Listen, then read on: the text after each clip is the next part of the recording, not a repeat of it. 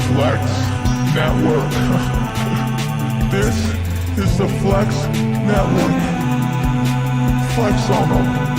Flex on everybody. This right here is the Flex Network. Yeah. Flex. Ladies and gentlemen, welcome back to the Flex Network. I'm your host, as always, Flex Shane. You can follow me on Twitter at the Flex Network 1. Today, I am joined by a very special guest. You guys have probably seen him talking a lot of shit on Twitter. He talks a lot of shit in the comment section.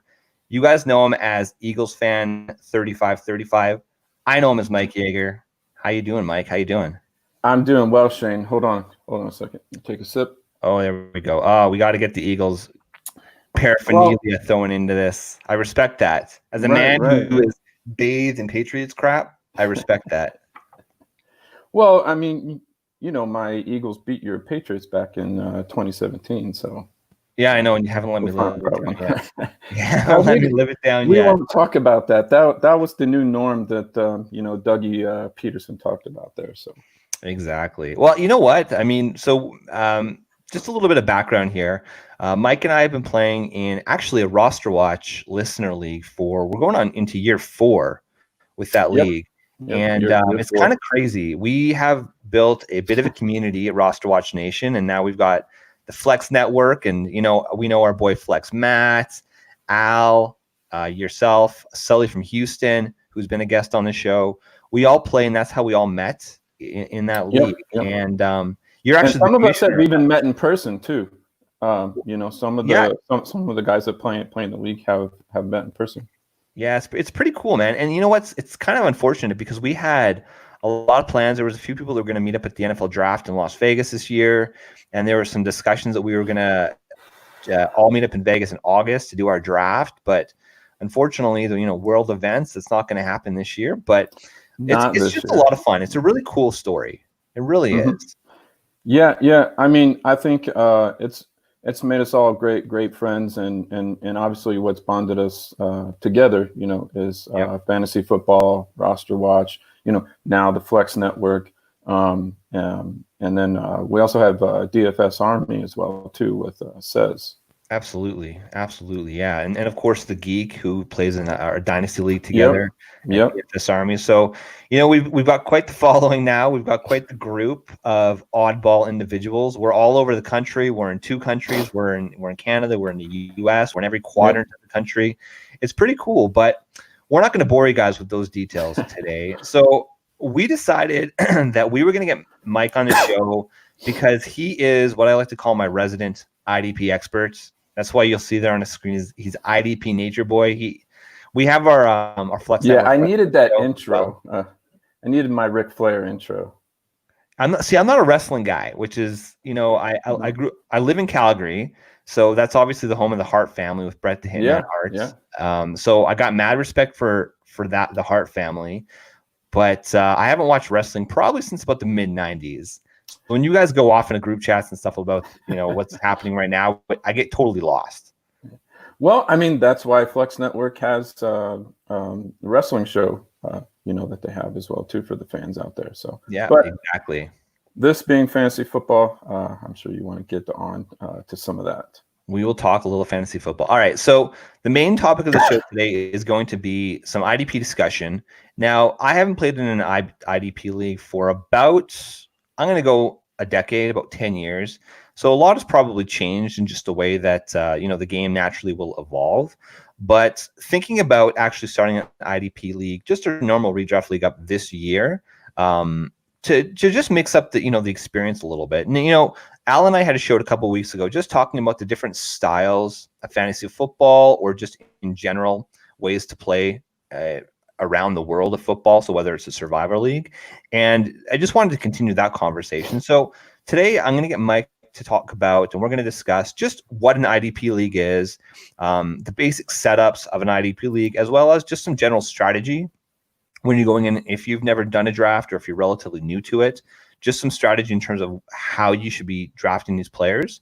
But before that, one of the things that I like to participate in, and we've talked about it ad nauseum on the show is I'm in best ball leagues, and I've pretty much been in best ball leagues solid since February. For me, it's a fun thing to do, as well as it's one of the best ways just to stay on top of different trends and different players, and you're just always sharp.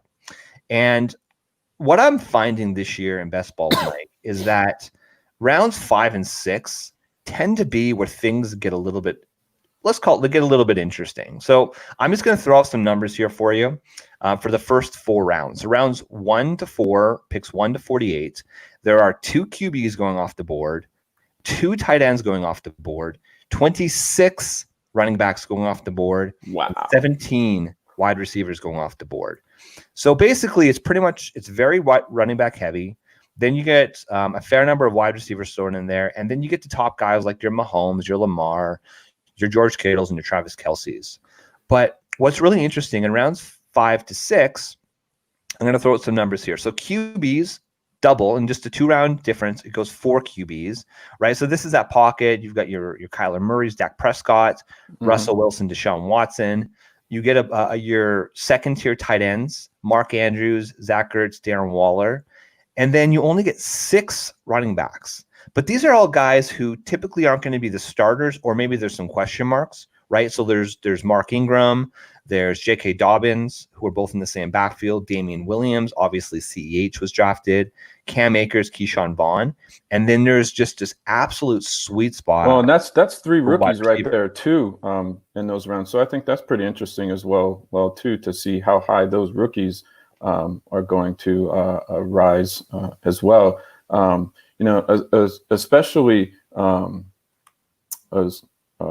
Especially Dobbins or Akers. Competing with Ingram. But I thought that was interesting there to see that up to three rookies, and maybe we'll have more. Once drafts, more drafts start happening before the season as well too. Well, you wonder, right? It's all about situations. So you look at J.K. Dobbins, Mark Ingram. They're both on Baltimore Ravens, which, I mean, Mark Ingram had an absolute insane year last year, tethered to Lamar Jackson. Mm-hmm. Obviously, the belief is that the Ravens are going to continue with that absolute offensive dominance.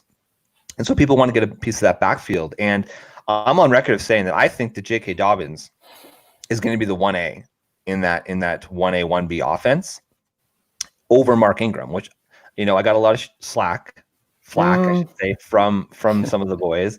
But I just think the talent is there. I mean, Mark Ingram is now 30 years old, and J.K. Dobbins, I mean, he's an athletic freak. We didn't get his numbers tested at the combine, but he was at the Nike Spark score, and he was a 98th percentile Spark athlete in his senior year coming into college. So we know that the guy's athletic. The tape checks out, and people talk about CEH and being in just an absolute dream situation, and they've pretty much written off Damian Williams. Well, J.K. Dobbins, I think, absolutely has the talent to do that. And then you get a guy like Keyshawn Vaughn, who's tethered to Tom Brady, and there's like the Dare Ogunbowale discussion, and of course Ronald Jones. But look, Ronald Jones is going into his 3rd year. One of his biggest challenges in his first 2 years was his inability to pass block, and one of the strengths of Keyshawn Vaughn coming out of college is just the fact that he was such a strong blocker. Then you throw into the fact that he does know how to catch the ball. I mean, in his senior year at Vanderbilt, he had 28 receptions on 38 targets. Right, so and the ball. Those are all key things if you think about it in the offense that he's in particular, because Arians, the coach, he likes to have his quarterback protected. Brady, we know, is not anywhere near running quarterback. So you got to have somebody back there that knows how to pick up those blitzes, because if Brady gets blown up, I mean, who's left behind Brady there to quarterback the Bucs? It's not an option. It's Brady or bust. But you can say that for most teams, to be honest, with the starting quarterback. That's true. Well, and another point I wanted to make too, you're talking about Dobbins and Ingram. I think I would kind of disagree there, in that I think, at least initially, I think it'll be Ingram. Mostly because obviously he's the veteran with the experience. He knows the playbook. They trust him. Lamar Jackson trusts him, right? And we just talked about it with Vaughn too. You know, the pass blocking, right? When those defensive ends are rushing, those linebackers are rushing. You know, is Dobbins going to be able to pick up those blocks? You know, I didn't watch him too much in college to know how good he is with that, but granted, that is going to be a key thing, even with you know Jackson being a running quarterback that he is. You know, when they're in those obvious passing situations, you're going to want somebody back there that's not going to get your QB blown up. And obviously for the Ravens, Jackson is probably the main key, the main cog to what runs their offense. Everything's designed and built around him. Yeah, but I mean, J.K. Dobbins is an absolute beast. I mean, he talent is there for certain. We all know the talent is there. We saw it in the bowl games. Although his Ohio State Buckeyes were not able to make it past my Clemson Tigers, but the talent is there. I always got to throw that in there, you know. Always got to throw that in there. I mean, just the one. I'll just close up the conversation on Dobbins here and Ingram. I mean, we look at when Alvin Kamara came into the league, and he had a slow start to the season because Adrian Peterson was there. But when they traded away Adrian Peterson, it was the Alvin Kamara and Mark Ingram show, and whether it's the 1A, 1B type situation, I think both running backs, to be honest, are going to be absolutely electric. And I think that if you've got one of these guys as your flex, which is very conceivable, right, in the 5th or 6th round, picking up one of these guys as your flex, I would absolutely be comfortable starting, honestly, either one of them in my flex position, knowing that any given week they can put up 20 to 30 points and just have an absolute monster tethered to a guy like Lamar Jackson. Right. Well, another thing, I think you just hit on it too, you know, is what value you're going to get from him. I think in looking at the numbers right now, it looks like Ingram is going in the 5th round, and you can get a 6th round value as of right now on Dobbins. You know, obviously we know as preseason and things like that go on, some of the values skyrocket way above where you know you and I and others would draft that player. But as it stands right now, it looks like the much better value is Dobbins. So that could be the likely player that's better to go with. Yeah, I mean, it's to your point. It's okay. Which guy can you get later, right? And it's going to be depending where you're drafting. So if you're drafting right around the turn, you could probably choose to pass on Mark Ingram and then come around in round 6 and pick up J.K. Dobbins or right around there. But you know, at this point in the draft, a lot of people, more often than not, are probably going to already have at least 2 running backs, just based off of what we talked about before. You know, again, 26 running backs being drafted in the first 4 rounds. Whereas in this this spot of the draft, there's 11 wide receivers being drafted, and it's quite the pocket, right? I mean, it's guys like Cortland Sutton, DK Metcalf, Tyler Lockett, Devontae Parker, who last year had finally is, you know, year the 5 5th year, the famous 5th year breakout, right? Exactly. Guys like DJ Chark, Stephon Diggs, Terry McLaurin, T.Y. Hilton. I mean, these are all guys that I don't know if you would be 100% comfortable having them as your wide receiver 1, but as a wide receiver 2, man, I am absolutely ecstatic. And, you know, there's been some discussion, and one of the podcasts that I like to listen to regularly is JJ Zachariason. You know, he's from Number Fire, and he's got the late round quarterback, and I love it because it's very numbers driven. And one of the things he talked about is just the overall success that a team has in best ball leagues, where, you know, the misconception is that you can just pretty much fade wide receiver because you've got wide receivers that are going to have boom weeks that you can get rounds 8, 9, 10 and later in your drafts. But they looked at the actual stats, and what they found was that if you draft between 2 to 3 wide receivers in the first 10 rounds, then you're likely going to be more successful if you have some of that higher end talent. And if I'm picking up a guy like, you know, DJ Chark or even like T.Y. Hilton, who when he's healthy, man, T.Y. Hilton's going to beast. And I think about Keenan Allen, who was absolutely fed by Phillip Rivers previously, you know, as a Charger, and now he's got that quarterback. He's finally, you know, that's exactly what I was thinking about with Hilton as well too. And I think that a lot of people obviously are going to be, at least in my opinion, I think a lot of people are going to be down on Hilton just because he hasn't had the best the last 2 seasons or so. You know, he's missed games due to injury. he's had Jacoby Brissett throwing to him, who is no slouch, but I don't think he measures up to the same Phillip Rivers and the sadly former Andrew Luck, who is no longer Yes. with Oh us. my goodness. Gotta love Andrew Luck, who poor people probably drafted in their startup dynasty league last year, just to go and have him retire on you, which unfortunate, very unfortunate. Yeah. But okay, so basically what I'm trying to get at is I think that's a really sweet spot where you can get some of these high upside running backs where if you don't end up going RB heavy in the first couple rounds, I would be comfortable getting a guy like J.K. Dobbins, Mark Ingram, or really any of these guys. If you can get Keyshawn Vaughn late in round 6, I'm pretty happy with that. And as your flex position. And the beauty thing is that for guys who might have question marks, like your J.K. Dobbins, like your Keyshawn Vaughn, who are rookies, and you don't know when they're going to pop. The beauty about best ball is you don't need to know when. You know what's going to happen, but the software will choose the weeks where he's going to show up in your lineup. And I think that's what makes it a lot of fun. But this is also a good opportunity and a good place to really hammer wide receiver. Hell, if you go 4 running backs hard and then you go wide receiver in this part of the draft, I don't think you're doing it wrong. And really what this tells me is that I still want to push tight end. If I'm not getting one of these top tight ends, which I probably won't, I'm going to probably fade tight end a little bit longer and maybe target a guy like Tyler Higbee a little bit later in my drafts.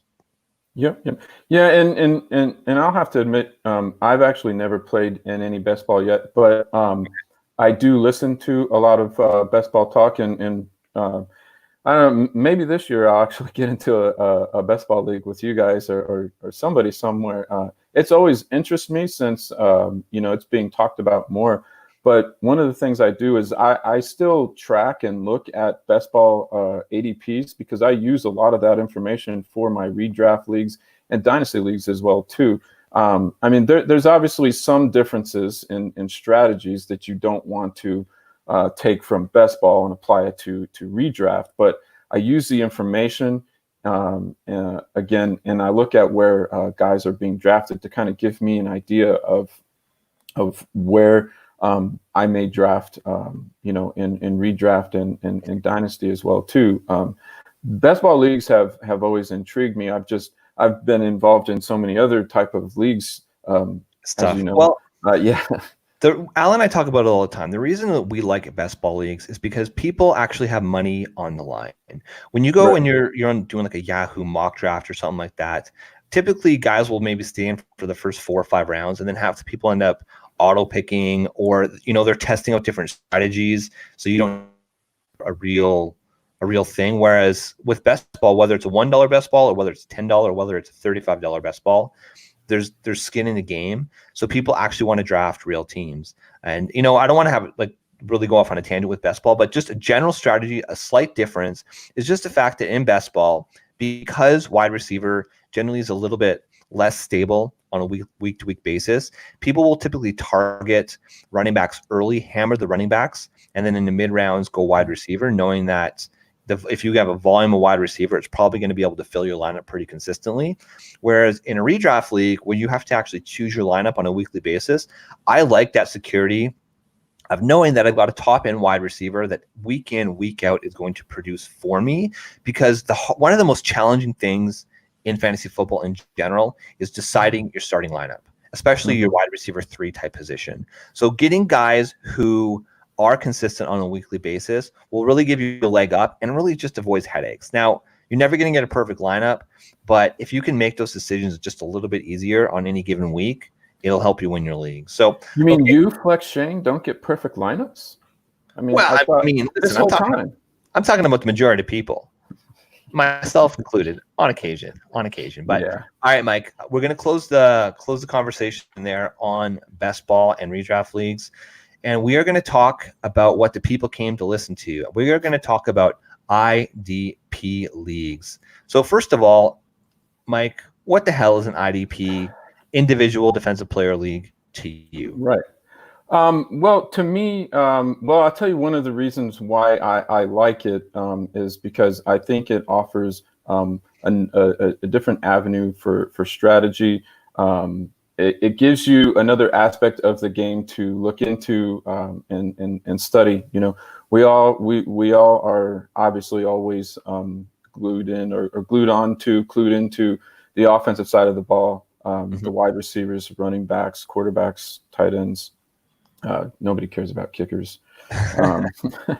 Look, kickers too. We like kickers. We just don't want them on our fantasy teams. Right. I like it because it gives me a chance to learn other parts of the game, and actually I try to watch a little bit of that when I'm actually watching a game, right? From the defensive side of the ball, what alignment they're in, you know, when they blitz, what are they doing? Things of that sort. You know, what's the situation? 2nd and 3, 1st and long. You know, things like that. You know, and we all have favorite players on the defensive side of the ball as well too, just as we do on the offensive side of the ball. So those are some of the reasons why I like it. And now admittedly, and I think we were talking about this last night. So I started off playing IDP probably a little over more than a decade ago. Back in Especially when I stopped playing, when you started playing. Yeah. And so back in 2002 or so, I think is when I started playing it a little bit. Didn't really know what I was doing then. Played it for a little bit, then stopped for a while, and then actually got into it about 3 years ago in 2017. Again, when my Eagles beat your Patriots in the Super Bowl. My commissioner had actually added IDP to it, and I don't remember him talking about it, putting it to vote, anything like that. And I didn't want to leave the league, and so I was like, yeah, okay, fine, I'll play. Roll with it. And yeah, well, lo and behold, I ended up winning the league that year. So I was like, I think I'll give this IDP thing another try again, you know. There you go. It's like the taste, right? Once you get the taste, you just want to keep going. I love it. Winning is everything, you know, in fantasy football, right? Nobody remembers who's second. Exactly. So, so how do you construct? First of all, how many positions? Like, what positions do you typically like to focus on? So say you're a commissioner and you're putting an IDP league together for the first time. What would you recommend in terms of an actual setup for defensive players so that they actually make a difference to your team? Right. Well, I think for me, I would do what was actually done in the league that I play in, and it's still set up the same. Is I would start off small. I would probably not have a plethora of positions, you know. So what we have in this league is we have one linebacker, we have one DB, we have one defensive tackle, and then we have a defensive player. And the defensive player on the defensive side is kind of like your flex player on the offensive side. It could be any one of those positions.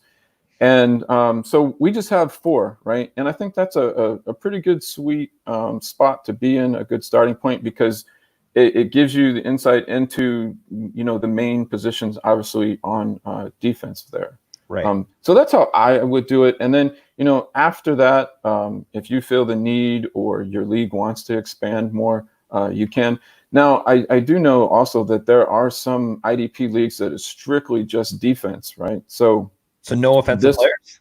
Right. I've heard of those. I don't know how. Yeah, it really is. I don't think that I would like that because I still like the offensive side of the ball. And but what that becomes to be is a giant roster to manage, right? And you have to know 2 pieces of strategy. You have to know your offensive side and your defensive side, right? So it can become a bit much. So that's why I would probably start off with just those 4 spots.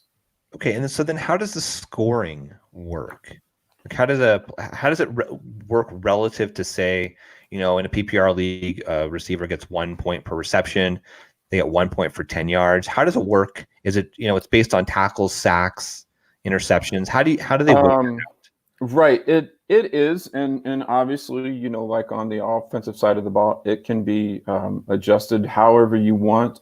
I'm actually right now, if you give me just a second, I'm looking up the points, how we have it in the league that I play in. Okay, so tackles generally are a point. and you have we have assisted tackles. I'm just going right down our list here. We have assisted tackles is 0.5 point, sacks are 2 points, interception is 2, forced fumble is 2, fumble recovery is 2, obviously touchdown 6, whether that be via interception return, fumble return, block kick, and then a blocked punt, field goal, point after attempt, 2 points, safety, 2 points, and then pass defended, tackles for loss, which in this league that I play in is a bonus. We have bonus points here. Right. And so, again, this is where your strategy may obviously deviate, because in this league here, we have bonus points for 10 plus tackles, 2 sacks or more, 3 passes or more defended, and then we also have points for QB hit as well. That's 0.5 point. And I think to finally round it out, we have defensive 2 point return is worth 2 points. So, in terms of how the scoring, it's not just tackles and interceptions. No. But again, starting off your league, you may want to do it that way. So especially as a commissioner, because you and I both know we both commission and play in leagues, can be a lot to keep up with. So I think again, just as you may want to do on the offensive side of the ball too, is start out small, start out slow, and then expand over the years on that. Obviously, pull your league mates and see if they want to do the same. And just add on from there. Yeah, I mean, that's a really good point, Mike. I mean, so many times people are in leagues for year after year and nothing really changes. It's just like what we advocate for your regular leagues. It's okay if you're in a 1 QB league, try to make it super flex. If you're in a regular tight end scoring league, make it tight end premium. If you have a kicker and you only have 2 flex spots, get rid of that kicker and add a 3rd flex spot. Shane, stop. You're giving me ideas. You're stealing all my ideas for our league that we play in. It's the best form of flattery, right? When you yeah, I know. But I think that's just a good point, right? I mean, for people who are new to IDP, it can be a little bit overwhelming because you really are learning a complete second side of the ball. You're learning the other half of the game, frankly. But if you start slow, if you have even one at each position just to kind of dabble your feet, and you're sick of team defenses, get rid of team defenses, throw in 3 IDP positions, and if you want to get a little bit woolly, throw in a flex position, and then you can start exploring there. But really what it comes down to, Mike, is where the hell am I starting to draft some of these players? Like, if we're talking about the elite top 5 to 10 players, when are you willing to pull the trigger in your draft?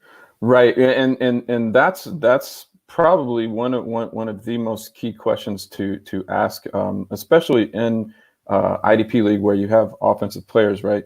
And to be honest with you, I always struggle with that every single year, because each league is different. I've been playing in this league since 2012, I think. Okay. So I know the players somewhat well, and you can look back over the past years, and obviously since we've been doing IDP for 3 years in this league, to see where guys start drafting it. That's one thing you can use too. Because if there's a guy you just absolutely want, right, just as the offensive side of the ball, you're gonna have to go maybe a few picks, but around early, right? So that's one of the things I look at.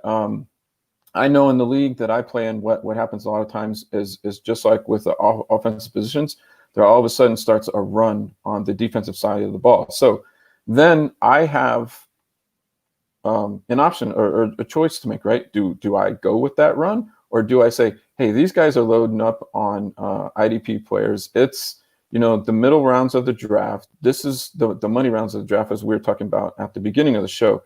I want to take some of those guys, and then I'll just take best available at linebacker, defensive back, whatever positions we have when it comes back around next to me. So those are some of the strategies you can look at as well too. And I know I was doing some reading, I think was from Gary Davenport on Fantrax website. And so what he was, I believe, doing was trying to kind of liken, certain defensive players and and if he's an RB2, if he's similar to where your RB2 would be drafted, right? So say you wanted to draft, and I'm just throwing a name out there, Darius Leonard, right? Probably the consensus number one linebacker this upcoming season. If he equates to wherever your RB2 would be drafted at, that kind of gives you a good gauge at where you may want to draft that guy, right? And obviously with a guy like that, you may, if you really want him, you probably are going to have to reach maybe around early to get him, right? Because he's going to be the first guy off the board. So you're talking, Darius Leonard obviously is a linebacker, and I'm just at fantasypros.com just to look at what the general consensus expert rankings are, and pretty much the top tier, the 1 to 7, it's all linebackers, guys like Darius Leonard, Bobby Wagner, Blake Martinez. These are the players that are listed. And then it goes down to your safeties or even cornerbacks, and then you have to scroll quite a bit down to get to your first defensive end. Now, just based on how scoring is done, what we talked about, it's based off of tackles, it's based off of interceptions, and it's based off of sacks. So sacks are hard to get. Tackles obviously are a lot more, what's the word? Often, like guys are going to get sacks are hard to get, but not if you were, as we were talking earlier, Shaquille Barrett, I think from the Bucks last year, he had 19 and a half sacks, if you can believe that. His tackle numbers were pretty low, but that again, I think as we were discussing pre-show, that is particular strategy that you might want to use to, whereas Shaquille Barrett is not going to be one of the top linebackers taken, right? But if he's a guy that is in a system that's going to use him rushing and blitzing a lot to where he may have the opportunity to get those sacks, that may be a guy that you want to look at taking, maybe not as your primary linebacker, but certainly as your defensive player flex spot, So how easy is it to stream certain positions? Like we talk about, in just a regular draft, if you've got one QB, then it's a lot easier to stream the QB position. Or if you don't get one of those top tier tight ends, you're probably going to be streaming the position. Which of the positions, like I'm thinking more of cornerback might be a little bit easier to stream versus like a defensive end. You probably, if you want to get one of those top tier guys, if you're looking at like the defensive end 15, there's probably going to be a pretty stark difference between them. So if you were going to fade a position and with the idea of potentially streaming it, which position would that be? Oh, I think for me, again, and this is going with my experience and how I think to do it, I would stream either your defensive back, which could be your corner or safety, right, or your defensive player spot, right. However, some of the issues that arise with that, could be that I don't keep. So I think in the league that I play, we have 6 bench spots still, or it might be 7 with the addition of IDP. So we don't have a lot of bench spots, right? And so I typically like to keep those bench spots for running backs and wide receivers. I may carry a backup quarterback. I rarely carry a backup tight end. And if I carry any backup defensive positions, it's just one. Right. And that's probably for bye weeks is my guess. Bye weeks. Right. Now I generally don't stream or look to change out the linebacker or D tackle or defensive end spot that much because I generally have one of the top guys. Right. And so unless I have a bench spot where I could slide that guy into, I'm not cutting him because he's going to get picked up right away. Right. Yeah, exactly. So I look at streaming the defensive back in defensive player spot. But I actually didn't really do a lot of that in the recent past. I kind of just stuck with my guys, right? And hope that my offensive side of the ball, if my defensive guys didn't do well, that I had enough firepower on the offensive side of the ball to make up for that. Right. So that's how I do it. I'm sure there's other strategies out there and guys who may stream it, especially if you when you're drafting your team, if you wait until the very later ends of the draft to pick those players, you've got guys that, are not going to be towards the upper tier, high producers. And so you may be more inclined to stream at that point. That makes total sense. I mean, of course, right? The top players are going to be drafted. The more likely consistent players are going to be drafted earlier. I mean, so, but with that, Mike, what I find is kind of interesting, and it's almost counterintuitive, is the fact that when you look at the teams that had this top scoring IDP players last year, it's not these stout defenses like the Patriots of last year. It's teams like Arizona Cardinals, Jacksonville Jaguars, Jordan Hicks, Joe don't Schubert. Get me started on Hicks. I had a soft spot for him a little bit because anybody that follows the Eagles and follows IDP at all knows that we drafted him. I played linebacker for us partially each season because the guy was always injured, but the talent was there. And then, of course, now being that he's in Arizona, I have a chance to go see him, watch him play if I want. That's right. I was looking at those stats, and I did not expect to see Hicks at the top of the linebacking stat chart. He was number one overall in points, number one overall in tackles as well too. And again, I think as I was discussing previously, the number one consensus for that spot so far is Darius Leonard, and unless something crazy happens before the start of the season, probably will be either him or, for me, Blake Martinez. Do you worry though about a team like Indy that is starting to change their strategy a little bit from a pass-heavy type offense to more of a run-heavy type offense? I mean, they drafted Jonathan Taylor. They still have Marlon Mack. They've got probably the consensus top three, one of the top three offensive lines in the league. The general thought is that they are probably going to be moving more to a run-type offense. Does that worry you that if they're productive and if they're able to move the chains, if the offensive side of the ball is marching and having 8, 9, 10-minute drives, it just means that the defense isn't going to be on the field? Does that worry you? Because it's all about accounting, right? We want guys that are going to get lots of tackles. So, I mean, intuitively, one of the reasons that Arizona had one of the top defensive IDP players last year was because you look at on the offensive side of the ball, they were top 3 in just overall speed of play. And so that just means, okay, offense is going to be off the field sooner, meaning the defense is going to be on the field more often. Does that sort of like minutia or niche strategy ever come into play? Or is it, I'm overcomplicating it, just draft the damn best players and the numbers will come? Right. Well, first of all, Shane, nothing worries me. I'm the IDP nature boy. Okay, let's get that aside. Okay. So, but yeah, I mean, it does a little. However, I think with a guy like Darius Leonard, it wouldn't cause too much worry for me because, he's going to be a guy in there on every down, right? And just as on the offensive side of the ball, one of the big strategies we want a running back, we want a wide receiver or tight end even that's going to be in on a majority of the offensive snaps, right? Right. We want the same on the defensive side of the ball too, right? So I think with those top tier guys, the Leonards, the Blake Martinez, Bobby Wagner, those guys, they're generally in there on just about every single snap, right?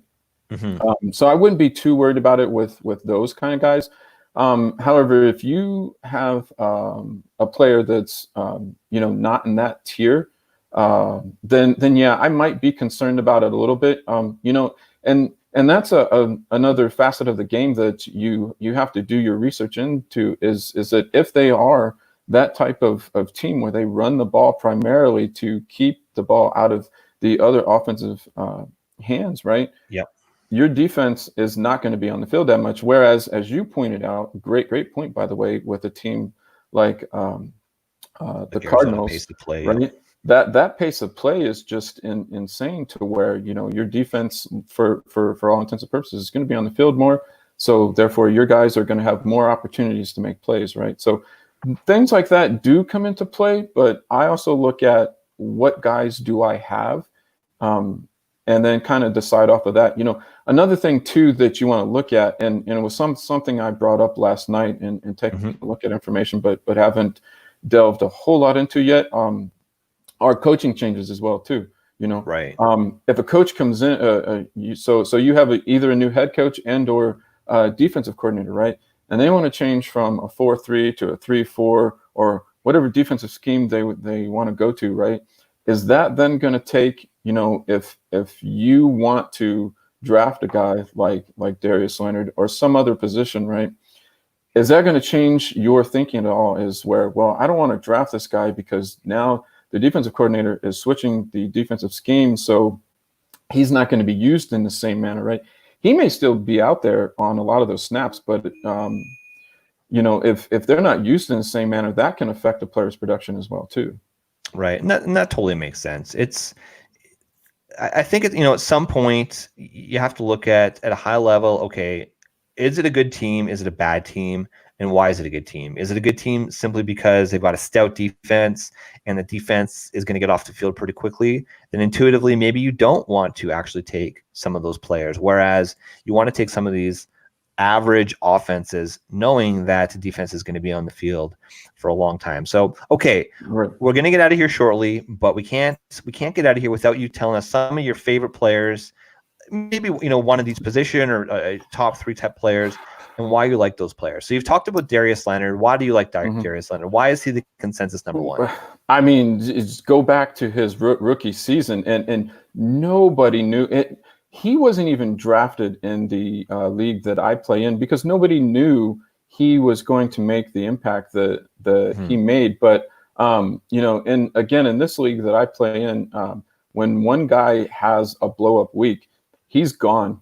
Where a lot of times we like to wait maybe 2 weeks to see if there's a pattern of production there, right? Yep. But go back to his rookie season, and just the talent is there. He confirmed that talent last year as well too. Even though a lot of people may not realize and have forgotten, he missed 3 games last year. I forget the specifics to why to his particular injury, but he missed 3 games. But he was still in, I believe, was it the top 6 5 overall? Well, he finished number 6 overall? for Okay. linebackers. Okay. He had 71 tackles, 50 assisted tackles, right? And he had 5 sacks. So even missing 3 games, he was still that good. And he's just the talent is there. There's no questioning it. It's just a matter of, can he stay healthy and produce consistently like that? I think he can, but again, you're gonna, I think, spend a lot of draft capital on him. One of the other reasons I do like him too is he's a young linebacker. Obviously, he's only been in the league. This is his 3rd year. Yep. Which brings me to another linebacker that I liked, and I tried to get last year because I had him the year before. I believe it was Blake Martinez, right? Okay. Now, New York Giants. He's young as well too. He's 26 years old. He was. Switch back over here. Okay, I'm looking at last year defensive line. Let me switch over to linebackers. So expert consensus ranking has Blake Martinez as the number 3. Right. So he was overall. he was number 9 last year.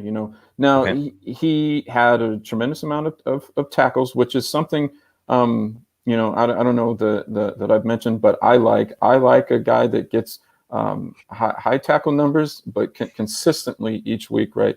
And he's switched now. A lot of guys may not know this as well too, but he has switched from the Packers over to the Giants, right? And they brought him over to help bolster their run defense because their run defense was trash last year, right? Yes. And so I think that he's going to be a key focal point on their defense in stopping that. So he's going to get a lot of play. He's going to get a lot of tackles. He's going to have a lot of opportunity. Love it. Okay, one last player, a guy that you might be targeting a little bit later.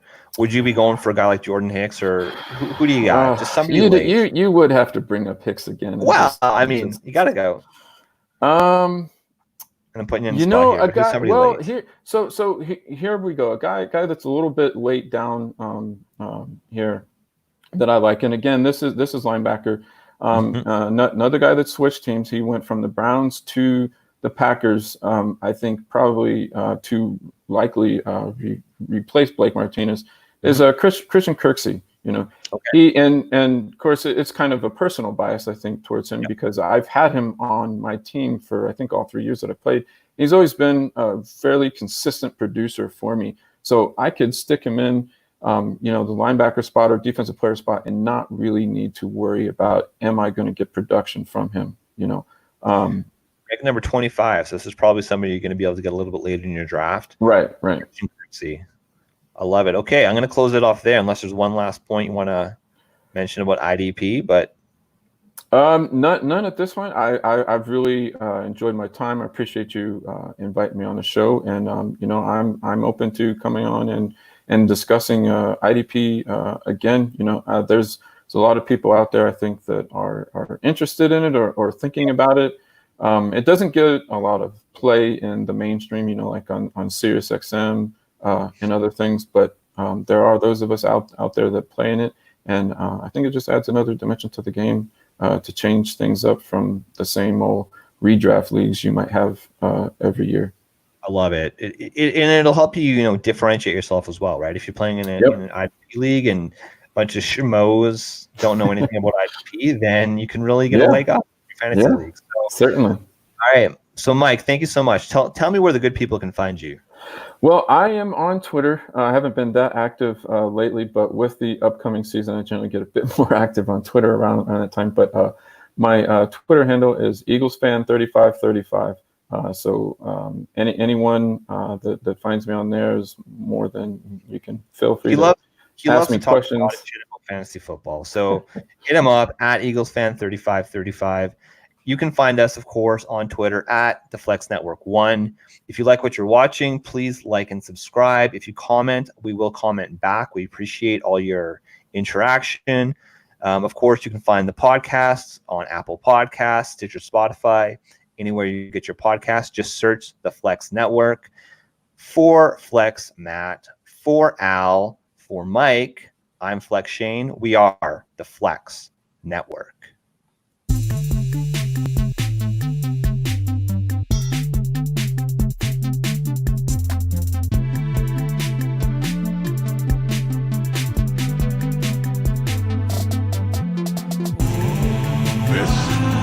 The Flex Network. This is the Flex Network. Flex on them. Flex on everybody. This right here is the Flex Network. Yeah.